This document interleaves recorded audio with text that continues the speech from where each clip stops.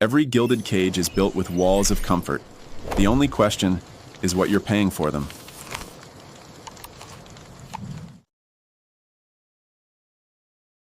Today, we're diving into a really foundational and, let's be honest, controversial book, Manufacturing Consent, The Political Economy of the Mass Media, by Noam Chomsky and Edward S. Herman. It lays out this powerful theory about how our news gets made, and it all starts with a very simple but very pointed question. You've probably felt this, right?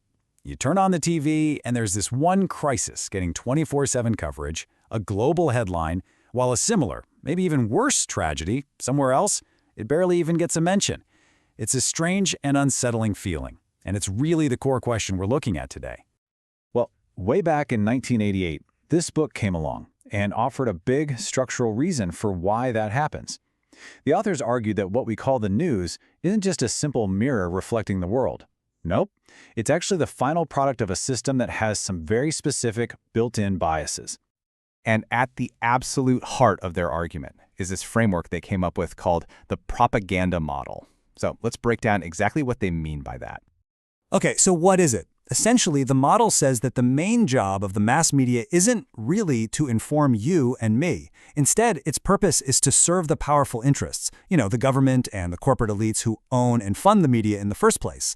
It's a huge claim, basically suggesting the system is designed to manufacture our consent for the policies those elites want. So how does this work? The authors aren't saying there's some big conspiracy with editors meeting in smoke-filled rooms. Not at all. Instead, they propose this system of 5 filters. Just imagine a bunch of sieves, one after another. A raw news event has to pass through every single one of these filters before it can ever reach you. And here are the 5 filters. First up, ownership. We're talking about the fact that media outlets are massive, profit-driven corporations. Second, advertising. You gotta remember, their main income comes from other big corporations buying ad space. Third is sourcing. This heavy reliance on official sources from the government and big business. Number 4 is flack, which is basically organized pushback from powerful groups that can really punish the media. And finally, the 5th one, which they originally called anti-communism, but later updated to mean any kind of common enemy that can be used to control the public conversation. Let's just zoom in on that first filter for a second. Ownership. See this number? 23. It's a big deal.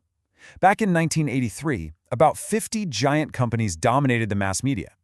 But by 1990, that number had shrunk all the way down to just 23. That is a rapid concentration of power, meaning you have fewer, much larger voices who all share pretty similar corporate interests. And the sourcing filter? Whew, just as powerful. When the book actually analyzed who the experts were on the McNeil-Lehrer NewsHour, check this out. Current and former government officials made up more than half of them, over 50%. You add in the conservative think tanks, and what you get is a discussion that is overwhelmingly framed by official establishment voices. Okay, so that's the model in theory, but how does it actually play out in the real world? Well, the authors give this really powerful case study, which they call the split between worthy and unworthy victims. And here's the crucial idea. The model predicts that not all victims are treated the same way by the press, not even close. The amount and type of coverage a victim gets depends entirely on who the bad guy is and how telling that story serves the interests of U.S. foreign policy. This creates 2 very different categories. On one side, you have worthy victims. These are people who suffer at the hands of an official enemy of the state. Their stories, they get told with tons of detail, lots of emotion, and they're meant to make you outraged. But then you have the unworthy victims. These are people who suffer at the hands of the U.S. government or its allies. Their stories, the authors argue, are systematically buried, downplayed, or just ignored. And the numbers presented in the book just make this incredibly stark. Look at Kosovo. Before the NATO bombing, around 2,000 deaths were widely called a genocide in the press. But at the same time, the killing of up to 6,000 East Timorese by US-backed Indonesia, or over 30,000 Kurds by Turkey, a key US ally, both got almost no coverage in comparison. The difference is just staggering. This quote from the book really hits home the life and death stakes of all this. The authors are saying that this isn't just some academic debate. This selective coverage actually makes it possible for atrocities to happen, because it keeps the public in the dark and, well, apathetic. All right, I know what you're probably thinking right now. Dude, this book was written in 1988. Hasn't the internet just completely changed the game? It's the obvious question, right? And the authors did address it, but their answer is, well, it's complicated. So in later editions of the book, they totally acknowledged the internet's power. They saw it as this amazing tool for activists and dissidents, pointing to examples like how resistors in Chiapas, Mexico, or the protesters at the WTO in Seattle used it to get their message out and organize. But they also said, hold on a minute, it's kind of a double-edged sword. On one hand, you have the promise, right? The ability to bypass the corporate gatekeepers and share information is huge. But on the other hand, there are real limits. You've got the global digital divide, for starters, and maybe most importantly, the internet has become super commercialized.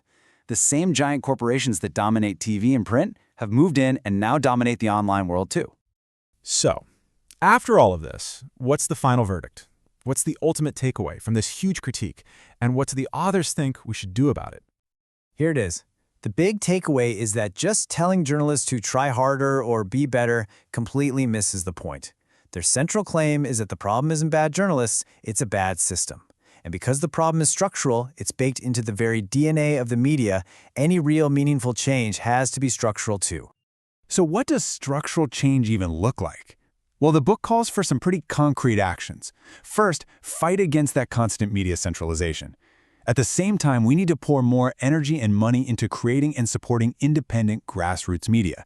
That means everything from community radio and public access channels to nonprofit broadcasting, and really using the internet to build a media world that exists outside of corporate control.